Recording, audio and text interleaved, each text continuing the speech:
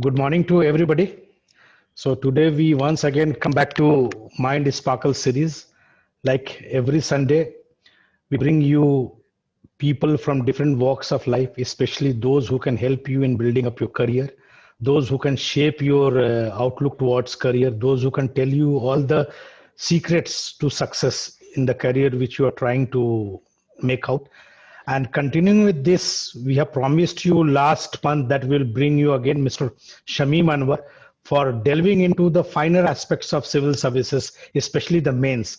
Last time we covered about prelims, how to succeed in prelims because prelims was very near. But as promised, we have brought him again for delving into mains, actually how to select the optionals, what are the requirements for an option, what is your interest, how you tie up with your interest, your graduation and other aspects, everything tied together to select the optional for the civil services. And you must be knowing that optionals are very important. It can make or mar your prospects in the civil services. And there is no better person than Shamim Anwar to tell you with an experience of around 20 years into this field, especially he has much knowledge in geography, but I can tell you he can talk about any optional and the basic requirement for selecting optionals remains the same everywhere. There are certain features which you can employ to select your optional, which an expert like Shamim Anwar can tell you. Like for my instance, I was a science student, but I took history and sociology because I had inherent interest in that. It's not that I was weak in science, but I thought that I could do much better because the subject would be new. I would be more interested in knowing about history and sociology, but I was knowing science also. So sometimes interest also and a newness also brings you to select the optional. So there are many reasons for selecting the optional. We'll delve into one by one with the expertise of Mr. Shamim Anwar, and we'll see how it can benefit the whole gamut of your civil service selections.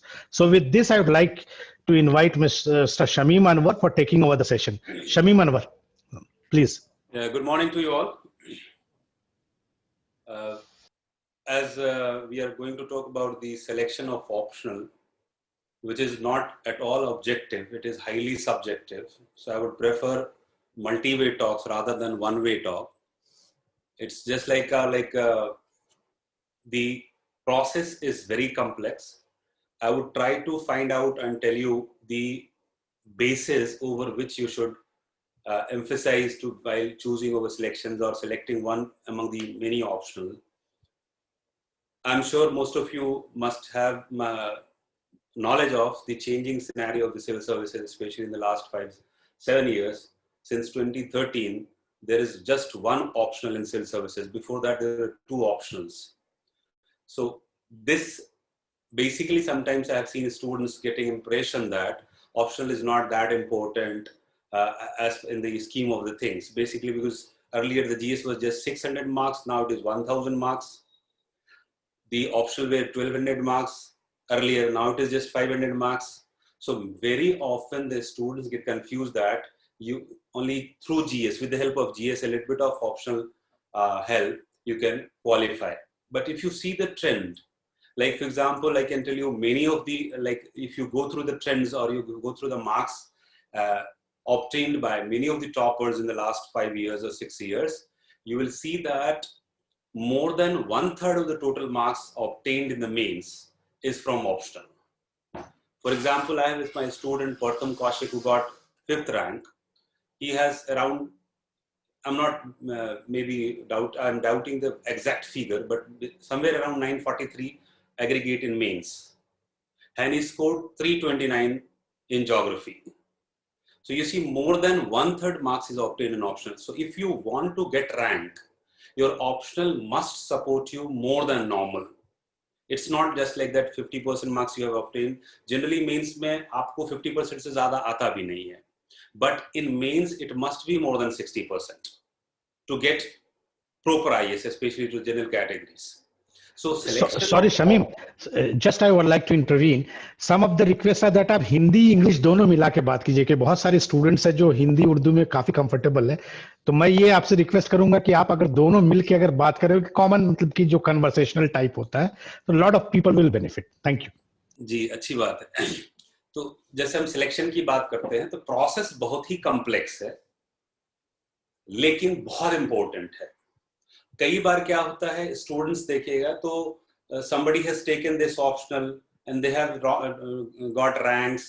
हमारे पास यही teacher available हैं. जैसे हैदराबाद में मैंने कई सारे students को देखा है ये बोलते हुए कि एंथ्रोपोलॉजी ले लिया. क्यों ले लिए भाई? तो सर दूसरे ऑप्शन का कोई बढ़िया टीचर नहीं है यहाँ पे. तो जो क्राइटेरिया है वो बहुत ही बचकाना वाला क्राइटेरिया है कि भाई कोई टीचर अवेलेबल है, कोई स्टडी मटेरियल अवेलेबल है, कुछ ये चीजें हैं, कुछ सीनियर्स. सारी चीजें ऐसी होती हैं जब ऑप्शन सेलेक्ट करते हैं आप तो उन सब चीजों के बेसिस होते हैं और उस बेसिस में किसको आप कितना प्रेफरेंस दें कितना नहीं दें हम उसकी बात थोड़ी सी कर सकते हैं. जैसे नॉर्मली अगर देखें तो आप कभी भी बात करें तो स्टूडेंट्स ज्यादातर स्पेशली जो सिलेक्शन जो ऑप्शन सेलेक्ट कर चुके हैं या 2-3 ऑप्शन में कंफ्यूज हैं अभी, उनको हो सकता है थोड़ी हेल्प मिल जाए. लेकिन अल्टीमेट जज to select your option should be you and only you. कोई आपको फोर्स कर रहा है किसी और वजह से आप ले रहे हैं जो आपकी वजह नहीं है, वो बेकार की बातें होती है. उसमें कभी भी आपको एट पार हो सकता है आप सिलेक्ट कर भी जाए, सिलेक्शन हो भी जाए आपका, but you will not get the rank which you deserve. So I would try to highlight few of the points which are primary aspects where you should consider and reconsider and think a lot over and over again ताकि आपको के लिए कौन सा option suitable है आप उस पे उस नतीजे तक पहुंच पाएं. तो जनरली आप देखेंगे सबसे पहला क्राइटेरिया जो होता है इंटरेस्ट का. जो 3 top criteria most of the students will converge on is interest, then subject scoring है या नहीं है, एंड द थर्ड इज इसका कंट्रीब्यूशन जीएस में है कि नहीं. सबसे बड़ी बात यह है कि जब इंटरेस्ट की बात आती है तो कई बार ये ओवर एम्फसाइज भी हो जाता है. अब हो सकता है कि हमको कोई सब्जेक्ट पढ़ने में बहुत मजा आता हो लेकिन वो स्कोरिंग नहीं है यूपीएससी में, उसका ट्रेंड अच्छा नहीं है, तो आप किसको चुनेंगे, किस चीज को प्रेफरेंस करेंगे? सपोज कीजिए 2 ऑप्शन पे आप कंफ्यूज हैं. एक में आपका बहुत ज्यादा इंटरेस्ट है और एक में इंटरेस्ट कम है लेकिन स्कोरिंग बहुत ज्यादा है. तो यहां पे जब बात आती है तो एक्चुअल आपका एम क्या है, गोल क्या है? क्वालिफाई करना सिविल सर्विसेज. क्वालिफाई करने के लिए सब्जेक्ट का स्कोरिंग होना ज्यादा इंपॉर्टेंट है या आपको इंटरेस्टिंग लगना ज्यादा इंपॉर्टेंट है? तो यहाँ पे थोड़ी सब्जेक्टिविटी आ जाती है. अगर सपोज कीजिए कि आप केमिस्ट्री में बहुत इंटरेस्ट है, आपको फॉर्मूलाज एंड ऑल, तो कितना भी इंटरेस्ट है, आई वुड सजेस्ट कि केमिस्ट्री अवॉइड कीजिए आप. कुछ सब्जेक्ट ऐसे जैसे मैंने देखा है कि आईआईटी से बंदे आते हैं, बैकग्राउंड है उनका साइंस का, ले लिया सोशियोलॉजी, पब्लिक एडमिनिस्ट्रेशन, उस तरह के जहाँ पे लिखने का जो एस्पेक्ट होता है, ह्यूमैनिटीज एस्पेक्ट जो होता है और जो राइटिंग एबिलिटी होती है उसकी ज्यादा रिक्वायरमेंट होती है, वो ले लेते हैं. और मैंने बहुत सारे स्टूडेंट को देखा है बहुत अच्छा नहीं कर पाते. मैं ये नहीं करता हूँ क्वालिफाई नहीं कर पाते, लेकिन बहुत अच्छा नहीं कर पाते इसलिए कि किसी ने लिया था, मेरे ग्रुप में किसी ने लिया था, फलाना लिया था, सीनियर ने लिया था, क्वालिफाई किए थे, तो मैं भी ले लेता हूँ काइंड ऑफ. उस तरह की चीजों में 3-4 क्राइटेरिया जो होना चाहिए वो बहुत अच्छे से वेल जज्ड, अच्छे से गौर फरमा करके उसके बाद आप अगर सिलेक्शन करते हैं ऑप्शन का तो होपफुली ये एक आपका कंट्रीब्यूटरी फैक्टर हो जाएगा. ये आपको डुबाएगा नहीं कम से कम. तो उस तरह से 3-4 क्राइटेरिया जो प्राइमरी होता है और जो कई बार कुछ और क्राइटेरियाज भी स्टूडेंट्स लाते हैं उसकी भी मैं बात करूंगा पहले. तो पहला ये है interest, scoring, contribution in GS, background. अक्सर लोग इस पे कंफ्यूज होते हैं कि मेरा जैसे इंटरेस्ट है स्कोरिंग नहीं है, इंटरेस्ट कम है, भाई 4-5 महीने तो पढ़ना है आपको. इंटरेस्ट किसी सब्जेक्ट में थोड़ा कम भी हो, एकदम बिल्कुल इंटरेस्ट नहीं हो तो बिल्कुल मत लें, चाहे वो कितना भी स्कोरिंग क्यों ना हो. लेकिन अगर इंटरेस्ट थोड़ा कम है लेकिन वो सब्जेक्ट ज्यादा स्कोरिंग है तो प्रेफर कीजिए कि इंटरेस्ट कम हो, स्कोरिंग हो. ट्रेंड जिस तरह सब्जेक्ट का चल रहा है अगर वो स्कोरिंग है तो उसको आप ले लीजिए. जीएस में कंट्रीब्यूशन है कि नहीं है, बहुत बड़ा फैक्टर नहीं है.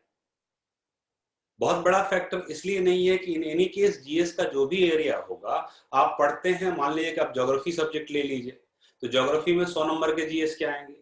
पॉलिटिकल साइंस ले लीजिए तो 150-200 नंबर के आएंगे. इकोनॉमिक्स ले लीजिए तो 150 के आसपास का आपको एडवांटेज होगा. तो रफली अराउंड मिनी सब्जेक्ट्स ऐसे हैं. सोशियोलॉजी ले लीजिए तो भी आपको 50-60-70 नंबर का जीएस में फायदा हो जाएगा, कई बार एसए में फुल फ्लेजेड फायदा हो जाएगा. तो जो कंट्रीब्यूशन जीएस में एक मिथ है, क्योंकि जीएस में का एक पेपर का 100 मार्क्स की तैयारी करना आपको बहुत ज्यादा डिफरेंशिएट नहीं करता है। 20 दिन 25 दिन एक्स्ट्रा लगेंगे, आप वो उस पोर्शन आराम से तैयार कर सकते हैं। ओवर एम्फसाइज मत कीजिए कि इसका कंट्रीब्यूशन जीएस में, हाँ इंटरेस्टिंग है, स्कोरिंग है और साथ में कंट्रीब्यूशन है, बहुत बढ़िया बात है। तीनों कॉम्बिनेशन आपको एक साथ मिल जाता है। और इन तीनों के बाद आता है बैकग्राउंड का। अब बैकग्राउंड में क्या है, बैकग्राउंड में एक मल्टीप्लिसिटी चीजें, मल्टीपल चीजें ऐसी आती हैं आपके सामने जो आपको कंफ्यूज कराती हैं।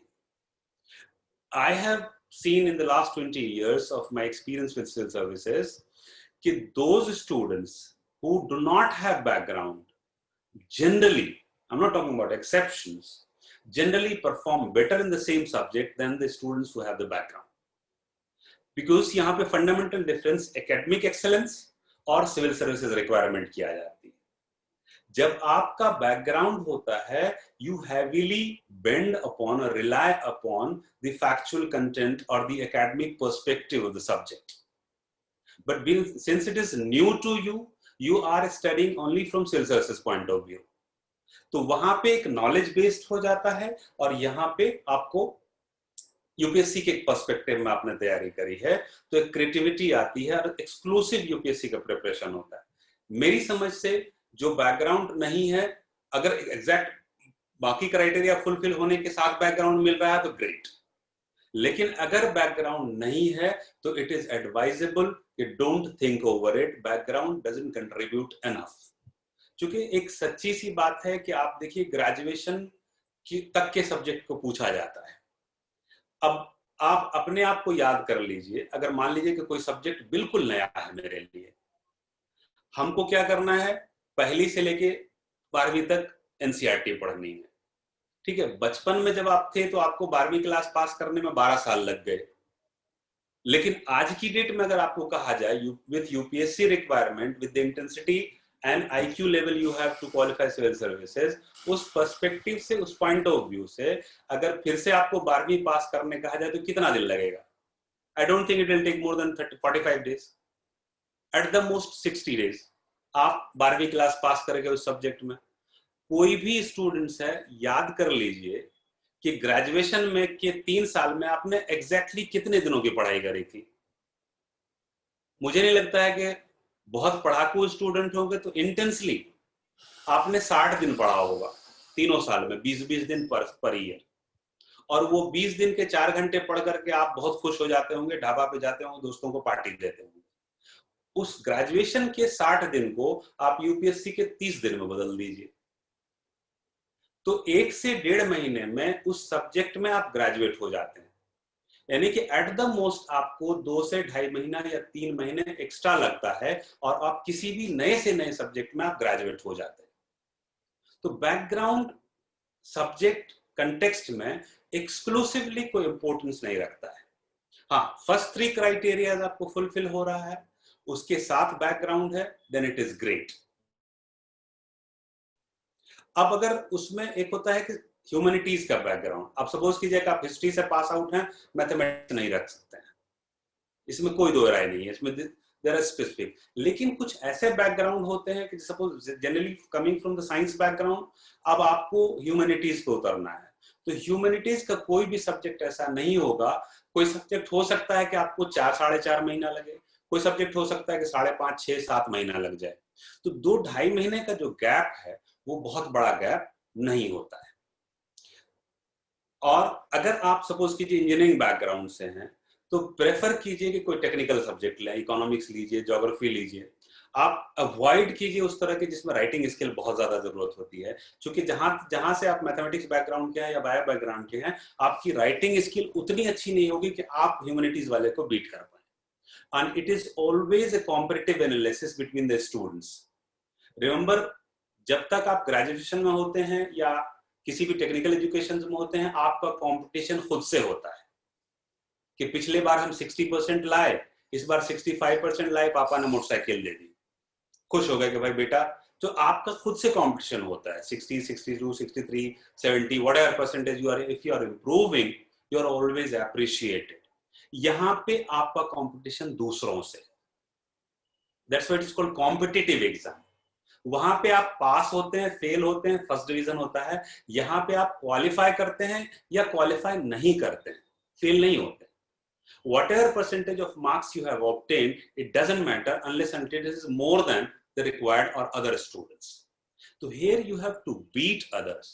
So remember always, beating others requires special attention. That means you need to write better than the rest or better than most of the aspirants. तो जहां पे आपका इंटरेस्ट है, जहां पे आपका स्कोरिंग सब्जेक्ट है, जो कंट्रीब्यूशन भी दे दे, जो आपको बैकग्राउंड से भी मिल जाए, रेयर होगा वैसा। तो ये आपको डिसाइड करना है कि कौन सा क्राइटेरिया किस पे फुलफिल होता है और कहां पे। तो most important criteria is subject must be scoring. बहुत इंटरेस्ट नहीं है तो फिर आप उस सब्जेक्ट को, स्कोरिंग भी है तो छोड़ दीजिए।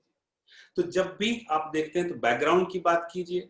तो बैकग्राउंड में कई बार क्या होता है कि बहुत सारे स्टूडेंट्स इस कंफ्यूजन में हो जाते हैं कि कोई और क्वालिफाई किया है तो हम भी कर जाएंगे। वो बिल्कुल कोई क्राइटेरिया नहीं होता है। अच्छा खासा टाइम दीजिए, 2 महीने, 1.5 महीने, 3 महीने। सबसे पहले जीएस का प्रिपरेशन शुरू कीजिए। जीएस के प्रिपरेशन में बहुत सारा आइडिया लग जाएगा कि ये सब्जेक्ट जो आपको मजा दे रहा है। तो इंटरेस्ट का पता करना जीएस से कर लीजिए।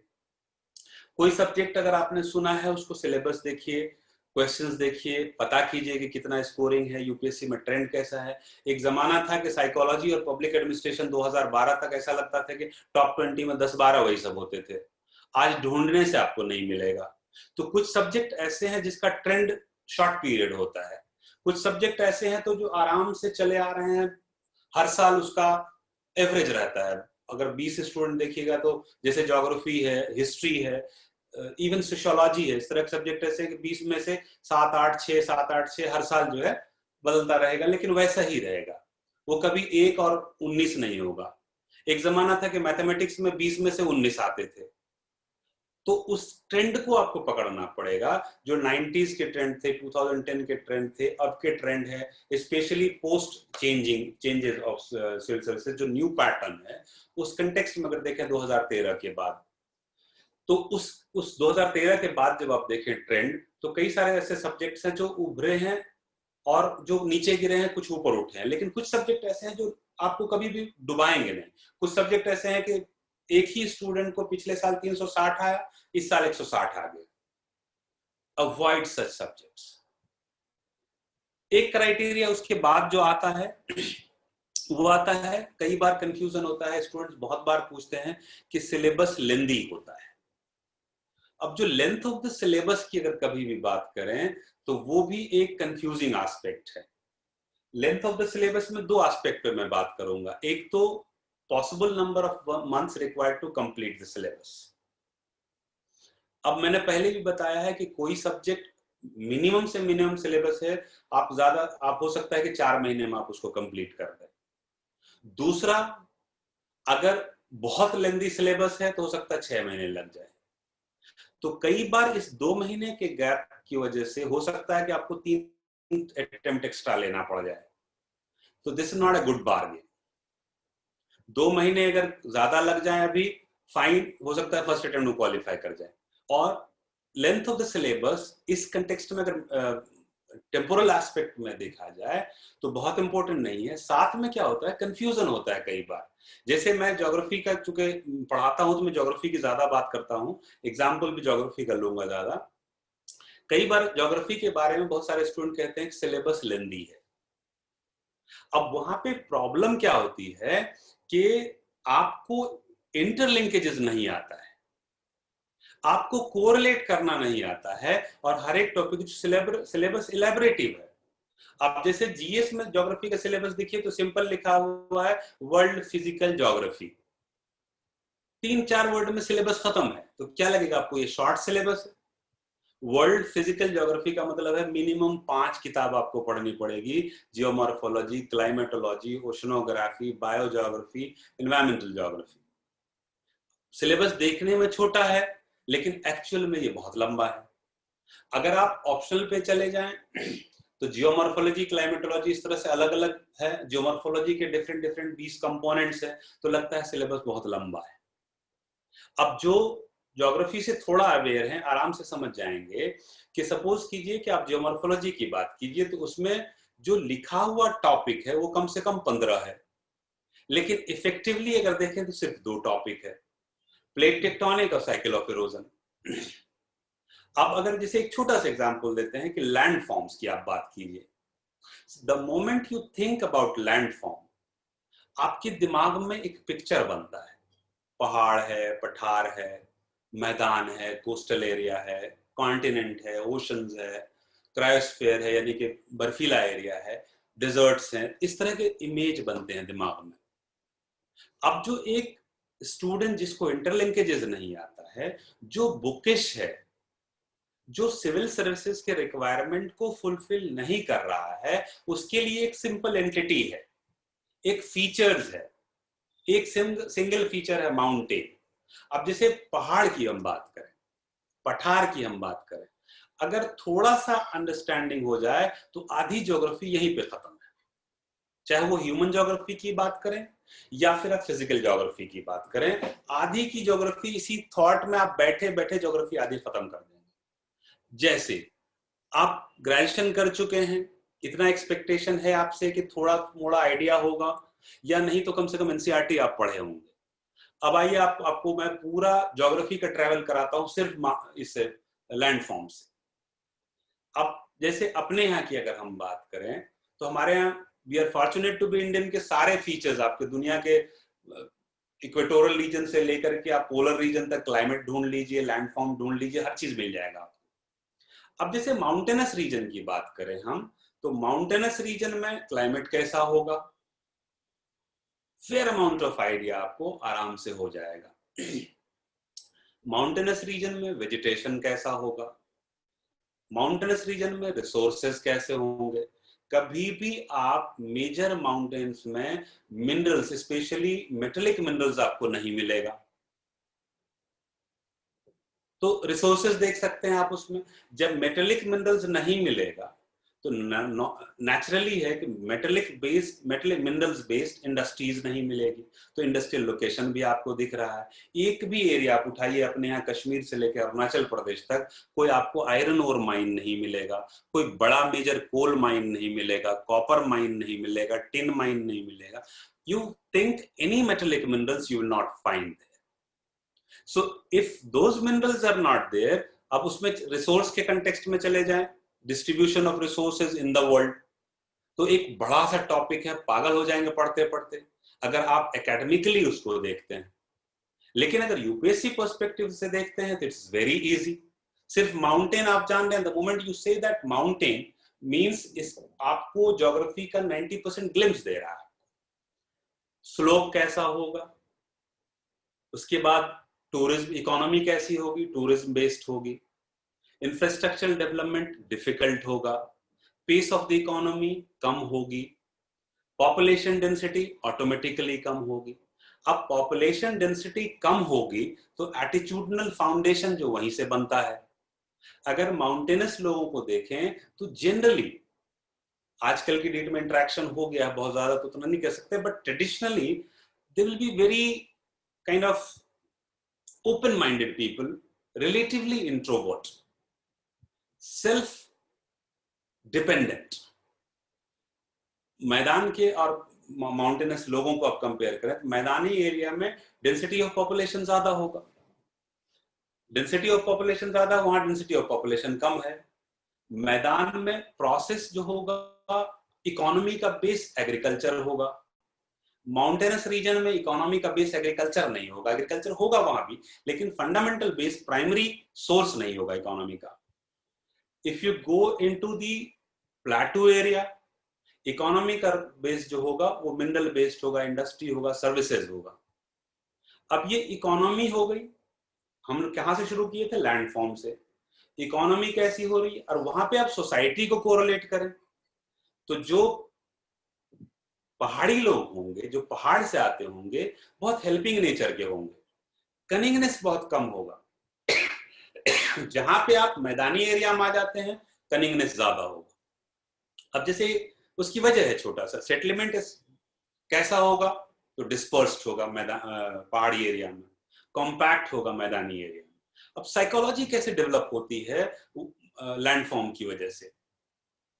अब जैसे पहाड़ी एरिया में सपोज कीजिए कि हम छोटे बच्चे हैं, मैं और मेरे बहन जो है 8वीं क्लास 6ठी क्लास में है, घर में है, पेरेंट्स काम करने गए हैं।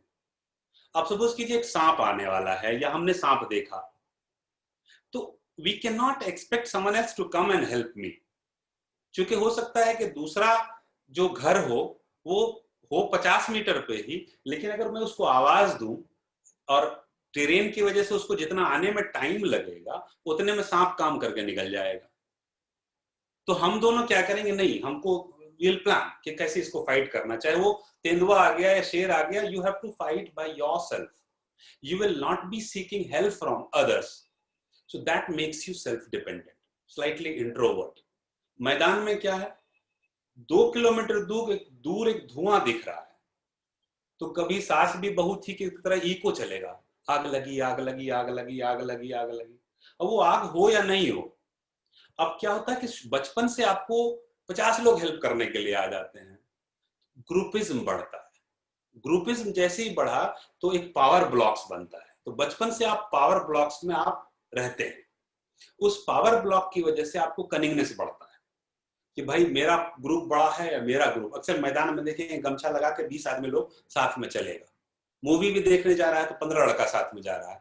पहाड़ी एरिया में आप ऐसा जनरली नहीं देखेंगे, वो अकेले मूवी देख करके एंजॉय करके चलाएगा, मैदान के लोग जो होंगे वो नहीं करेंगे। अब इकोनॉमी से सोसाइटी से एग्रीकल्चर बेस्ड अगर इकोनॉमी है तो क्या है, वो प्राइमरी सेक्टर है। Primary sector based economy conservative होगी सोसाइटी, हाईली ट्रेडिशनल होगी, ऑर्थोडॉक्स होगी। अब जैसे वहीं पे आ जाइए सेक्स रेशियो पे, पॉपुलेशन के पर्सपेक्टिव में आप आ जाइए, सेक्स रेशियो जनरली क्या होगा, यहाँ पे डिस्टॉर्टेड होगा, स्पेशली एग्रीकल्चर थोड़ा एडवांस हो गया है तो, क्योंकि वुमेन का कंट्रीब्यूशन इकोनॉमी में नहीं है। तो एक छोटा सा लैंडफॉर्म से शुरू करके आप क्लाइमेट में, इकोनॉमी में, पॉपुलेशन में आप जा सकते हैं। I am not saying that population topic is completed, but the moment you are studying, good amount of your different section is already you're visualizing. So this not only reduces the time span you're supposed to study, but also enhances your interlinkages. अब आप जब एक academics में पढ़ते हैं, PhD कर रहे हैं ज्योग्राफी से, तो प्लेट टेक्टोनिक या माउंटेन का मतलब है माउंटेन आपके लिए। लेकिन जब सिविल सर्विसेज की तैयारी करते हैं तो एक माउंटेन आपको ह्यूमन सोसाइटी का, ह्यूमन के मल्टी डायरेक्शनल एस्पेक्ट्स का आपको एक अच्छा खासा विजन देता है। तो जब आप आंसर लिखने लगेंगे तो उस तरह की क्रिएटिविटी आपको ऑटोमेटिकली जनरेट हो जाएगी। लेकिन अगर एकेडमिकली पढ़े हैं तो वही ज्योग्राफी बहुत वास्ट भी लगेगा और बहुत स्कोरिंग भी नहीं लगेगा। लेकिन अगर आप यूपीएससी पर्सपेक्टिव एज एस्पायरेंट देख रहे हैं उसको, तो उसमें क्रिएटिविटी भी ला रहे हैं आप, शॉर्ट सिलेबस भी हो गया, एंजॉयमेंट भी हो रहा है, ऑटोमेटिकली इंटरेस्टिंग हो जाए। अब इंटरेस्टिंग है, बादल पढ़ रहे हैं आप, तो बादल जान रहे हैं कि भाई बादल इतने वैरायटी का होता है और ये वाला बादल बारिश देगा और ये वाला नहीं देगा। इससे ज्यादा इंटरेस्टिंग नॉर्मली कोई कुछ हो नहीं सकता है। तो जब आप उस चीज को ऑटोमेटिक इंटरेस्टिंग बना लेते हैं, when you start visualizing it and when you correlate, suppose कीजिए कि आपको पता है कि these are the areas with very high amount of rainfall.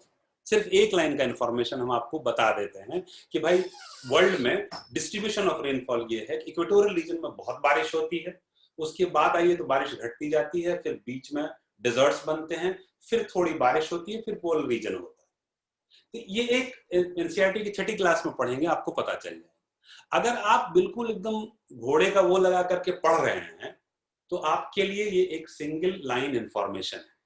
लेकिन वहां पे पॉज करके आप सोचिए कि आपको ये लाइन कितना सारा इंफॉर्मेशन दे रहा है। आप देखिए आपका सिलेबस ऑटोमेटिकली छोटा हो।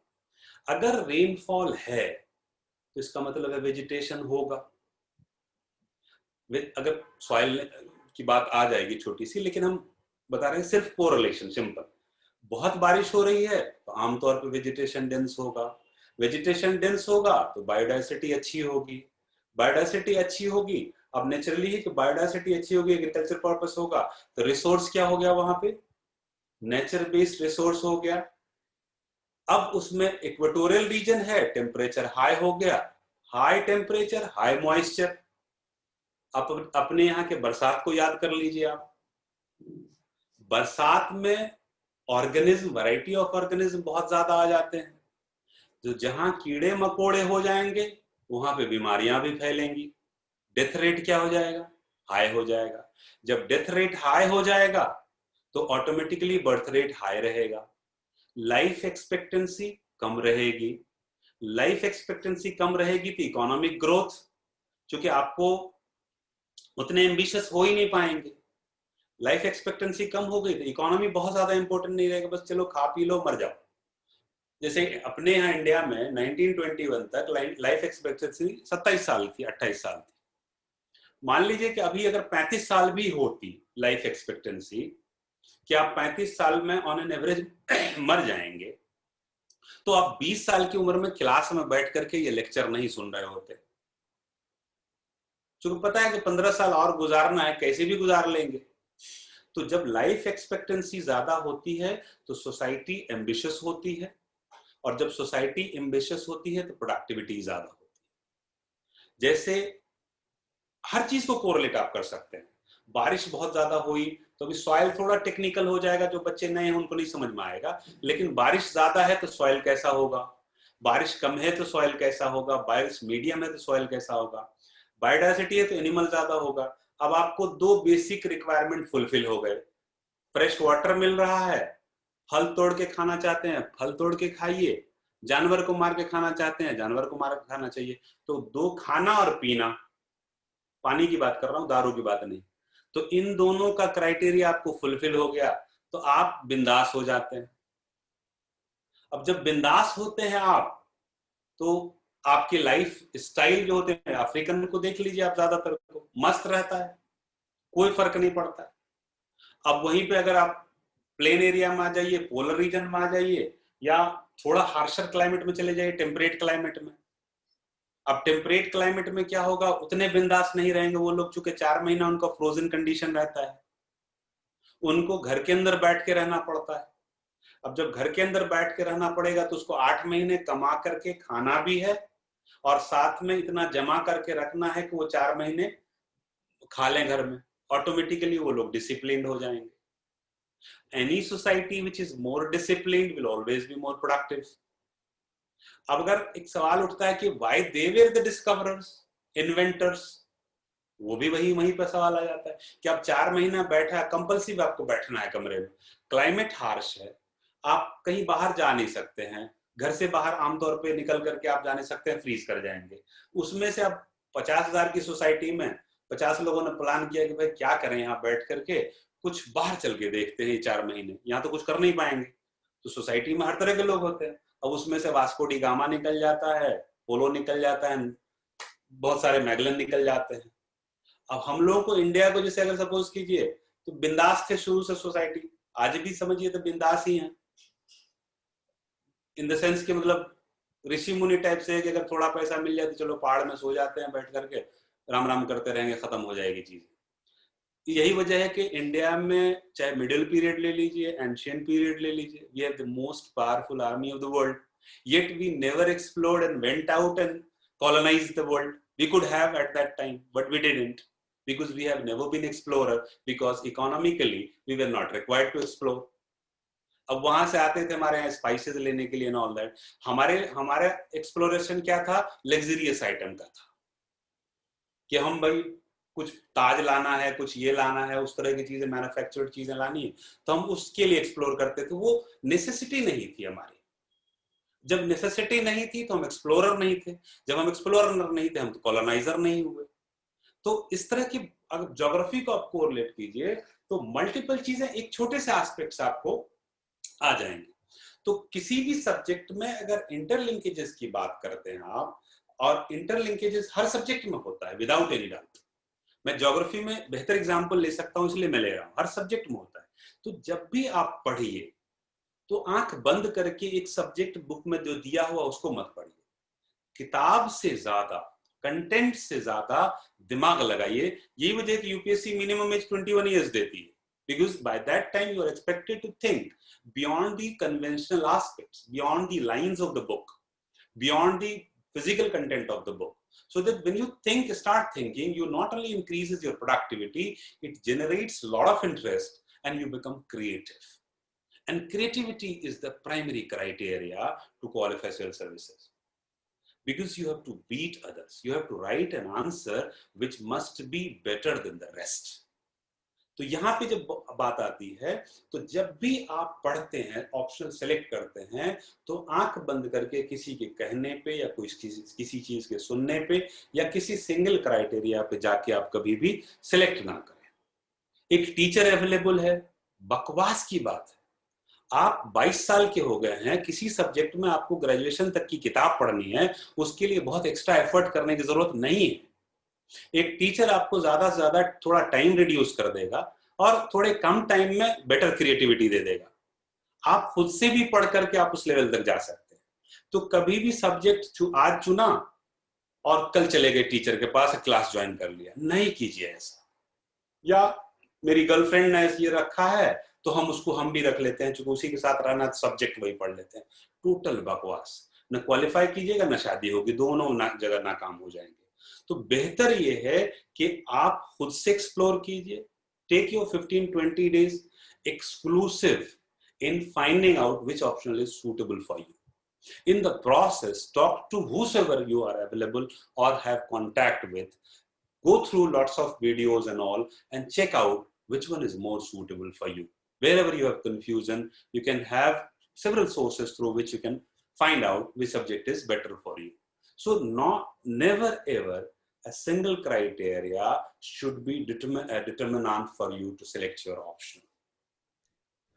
I think I would prefer अगर questions इसमें आप या शमीम बहुत ही मतलब कि बारीक सी मतलब कि एनालिसिस है तुम्हारे सिलेक्शंस के बारे में, and I was very much मतलब कि interested in few points which you mention and I am private to that कि सबसे पहली बात तो ज्यादातर लोग जो जिस सब्जेक्ट से नहीं आते हैं उसमें ज्यादा इंटरेस्ट लेते हैं। जैसे मैंने पहले ही बताया था कि मैं साइंस का स्टूडेंट था, सोशियोलॉजी हिस्ट्री इसलिए लिया कि मुझे इंटरेस्ट भी था और लगा कि एक नया चीज है तो ज्यादा पढ़ता था मैं, मतलब बिना जोर के इंटरेस्ट में मैं ज्यादा पढ़ जाता था कि ये भी पढ़ लूं, अशोक का भी पीरियड पढ़ लूं, चंद्रगुप्त मौर्य का भी पढ़ लूं, दोनों को रिलेट कर लूं और इसके साथ साथ हम वर्ल्ड हिस्ट्री भी इससे भी रिलेट कर लेते थे। तो एक नयापन जो है कभी कभी लोगों को और प्रोत्साहित करता है, मतलब ज्यादा मोटिवेट करता है कि और पढ़े।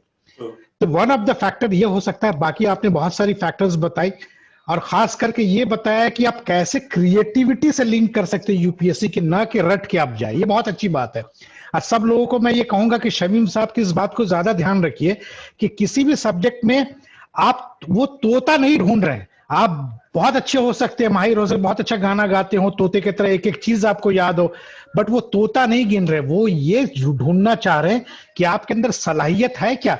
कि जैसे एक लाइन में बताया कि यहाँ पे ट्रॉपिकल में रेन होती है, डेजर्ट होता है, इससे आप क्या एनालाइज कर सकते हैं? क्या आप इससे ह्यूमैनिटीज को जोड़ सकते हैं? क्या आप इंफॉर्मेशन ऐसा सिविल सर्वेंट आप दे सकते हैं किसी प्रॉब्लम्स को सॉल्यूशंस के लिए? तो इस टाइप की दिमाग होनी चाहिए कि जिसमें क्रिएटिविटी से आप सॉल्यूशन लाए। प्रॉब्लम्स खड़ा करने के लिए आपको नहीं चुना जा रहा, you will be the people who will be solving problems of the country. तो आपको सॉल्यूशन गिवर होना है, ना कि प्रॉब्लम गिवर। नहीं साहब ये भी प्रॉब्लम है, ये भी प्रॉब्लम है, तो भाई आपको फिर सेलेक्ट क्यों किया जा रहा है? रटने वाले लोगों को सॉल्यूशन नहीं मिलता, ये याद रखिए। अगर जहां 4 रास्ते आ जाते हो ढूंढना शुरू कर देते कि यार बोला तो था 2, ये 2 अलग से कहां हो गए। अरे भाई बारिश के बाद तो 2 और रास्ते बन भी सकते हैं ना। ट्री भी बह गया होगा। अब हैदराबाद का ये हाल है कि आप शमीम साहब बता रहे थे कि क्लाउड कितनी खूबसूरत चीज है और उससे बहुत कुछ जान सकते हैं। अब तो वाकई हमें भी जानने की जरूरत आ गई है कि बादल को देख के बताया कि आज बारिश होगी कि नहीं होगी। अब कल जैसे किसी ने भी प्रिडिक्ट नहीं किया, ना इवन आईएमडी जो मेट्रोलॉजिकल डिपार्टमेंट, उसने भी प्रिडिक्ट नहीं की थी कि मोर देन 200 mm बारिश हो जाएगी हैदराबाद में। सब कह रहे थे कि लाइट है। 8 घंटे तक बारिश हुई, क्यों? कहां प्रिडिक्शन रॉन्ग हो गया? क्लाउड देख। पर 1-2 एनालिस्ट थे शमीम साहब जो ट्विटर पे ये बताया कि बहुत बारिश होने वाली है, जो मंगल को हुआ था लगभग 80% वैसा ही होगी। और उन्होंने रीजन क्या दिया था? लोकल कंडीशंस हीट हो रहे हैं, क्लाउड जो है उससे हीट करके रेन होगा। अब देखिए ये बात आती है यहां एनालिसिस की ये आदमी ने क्रिएटिविटी अपना अप्लाई किया, इसमें इंटरेस्ट, अमेचर वेदर इंथुजियास्ट है, वो कोई पढ़ा लिखा पीएचडी वाले लोग नहीं है। तो ये बिल्कुल सही बात है कि जिसमें इंटरेस्ट हो सब्जेक्ट को पहले लीजिए, चाहे ज्योग्राफी हो, सोशियोलॉजी हो, हिस्ट्री हो, ज्यादा चांसेस है। तो इस चीज से मैं पहला क्वेश्चन शुरू करता हूं शमीम। पहला क्वेश्चन जो है, हमारे कुछ लोग यूपी से जुड़े हुए हैं, आप ये जान लीजिए कि आपको सुनने के लिए 5-6 लोग यूपी से आए हुए हैं। उनका ही दरख्वास्त था कि उर्दू में और हिंदी में बात करें तो ज्यादा अच्छा रहेगा। अब चूंकि गेस्ट को हम नाराज नहीं कर सकते हैं, इतने दूर से सुन रहे हैं भाई, तो उनका ही पहला क्वेश्चन है, और 3 क्वेश्चन ये पहले आंसर कर दीजिए। दूसरा क्वेश्चन शादान से है, शादान लाइन पे है तो वो आ जाए, ये उनको भी कर देता हूं। पहला क्वेश्चन है, ये बताइए लैंग्वेज चूज करके लिखने में कोई दिक्कत है यूपीएससी में? इंग्लिश वाले को ही ज्यादा चांसेस है या फिर रीजनल लैंग्वेज वाले को भी चांसेस है लिखने का? इस पे पहले वाज़ेह कीजिए। ये एक बहुत बड़ा क्वेश्चन है। अगर आप ट्रेंड देखें, रीसेंट ट्रेंड देखें, तो जैसे अगर आप 2013 से पहले की बात करें, तो 2013 से पहले मेंस लिखने वालों में 40-60 रेशियो का रफली रेशियो होता था। 60% आमतौर पे इंग्लिश वाले होते थे और रफली अराउंड 40% जो है नॉन इंग्लिश या रीजनल लैंग्वेज इंक्लूडिंग हिंदी होते थे। आज की डेट में आप देखें तो मेंस लिखने वाले ही 10 से 12% से ज्यादा नहीं होते हैं नॉन इंग्लिश मीडियम के, 90% इंग्लिश मीडियम का होगा। अब इसमें 2 चेंजेस आए हैं। पहला चेंज जो है, जीएस का एक